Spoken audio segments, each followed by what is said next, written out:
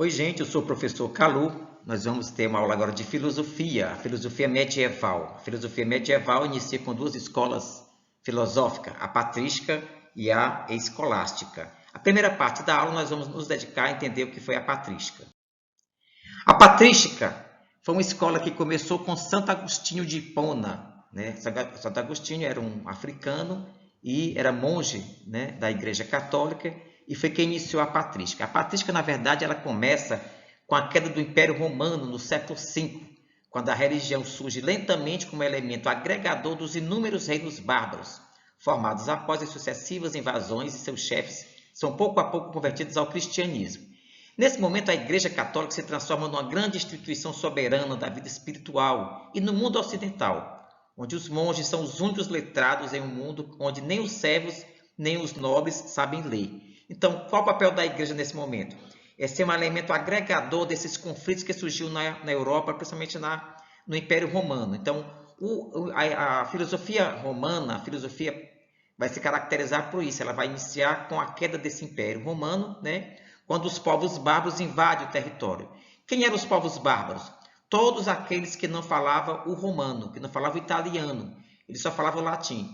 Exemplo de povos bárbaros: os francos, os turcos otomanos, os germânicos, então todos os povos que fundaram o continente europeu. Então esses eram os povos bárbaros.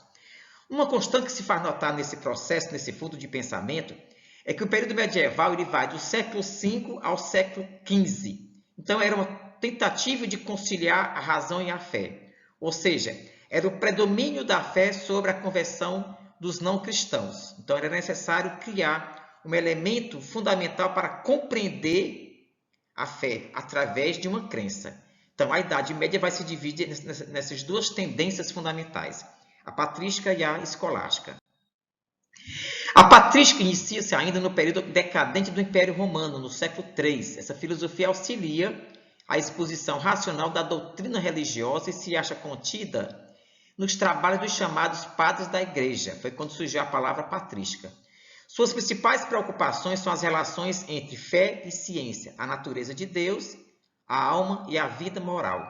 Então, a retomada da filosofia platônica por Santo Agostinho vai se basear na predileção pela supremacia do sensível, que contribui para a fundamentação da necessidade de uma ética rigorosa, da abdicação do mundo, da vida mundana, e do controle da racional do núcleo de paixões.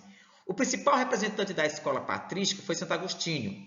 Ele nasceu em 354 e morreu em 430, né? E era bispo de Hipona.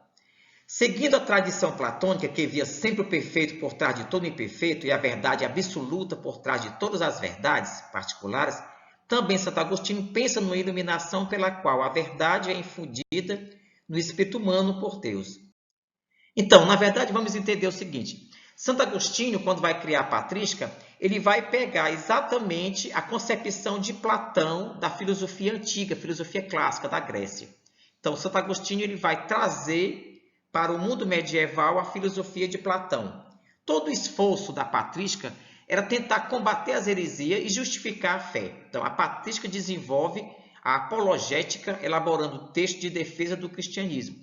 É isso que vai gerar depois o Antigo Testamento também, né? Então, é o livro que vai fundamentar a patrística, vai ser o Antigo Testamento, que são os primeiros livros da Bíblia, né? A Bíblia se divide em duas, Antigo Testamento e Novo Testamento.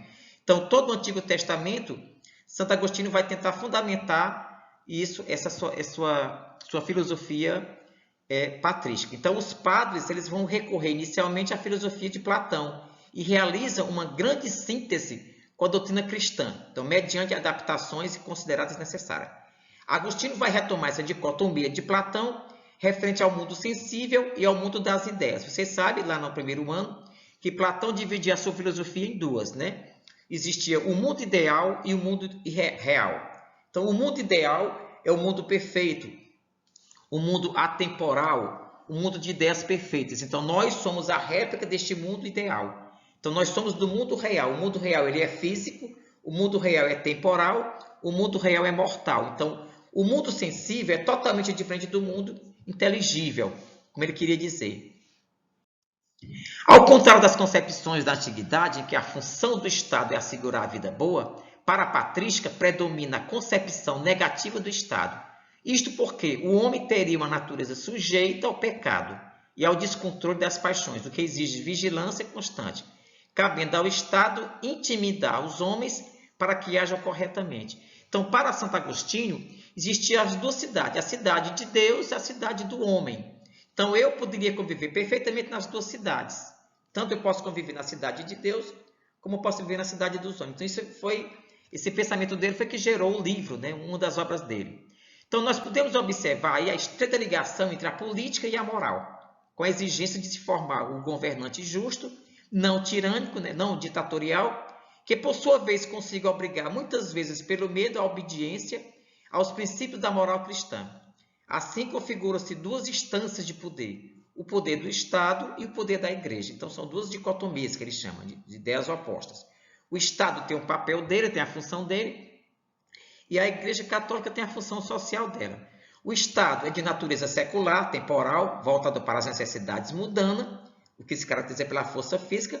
Já a natureza da Igreja ela é espiritual. A Igreja é voltada para os interesses da salvação da alma e deve encaminhar o rebanho para a verdadeira religião por meio da força da educação e da persuasão. Neste caso, nós vamos imaginar que esta obra de Santo Agostinho, chamada Cidade de Deus e Cidade dos Homens, deve ser entendida simplesmente como referência ao reino de Deus que se sucede na vida terrena. Então, essa coexistência entre os dois planos de existência é que dá a vida humana. Então, o ser humano ele convive na cidade de Deus e na cidade terrestre. Então, tanto eu tenho uma religião, tenho a igreja, que serve de suporte para a minha fé, como tenho o Estado, que organiza a vida do indivíduo. Então, qual o papel do Estado e qual o papel da igreja? São dois papéis diferenciados. Um toma de conta do corpo do homem e a outra toma de conta da alma do homem. Todos têm uma dimensão terrena, que é natural, que se refere à história natural de cada indivíduo, a moral, que são as necessidades materiais, e todos têm a dimensão celestial, que corresponde à comunidade dos cristãos, que é inspirada no amor de Deus, na fé e na revelação de Deus. Para Santo Agostinho, a relação entre as duas dimensões é de ligação e não de oposição. Então, no livro dele, ele vai trabalhar exatamente isso. Que essa dicotomia ela pode ser vivenciada, né? Essa relação dinâmica, essa ligação que faz a religião é fundamental para o que nós chamamos de papel político e o papel religioso, espiritual, que marca toda a Idade Média, que significa o confronto entre o poder do Estado e o poder da Igreja, considerando a superioridade do poder espiritual sobre o temporal.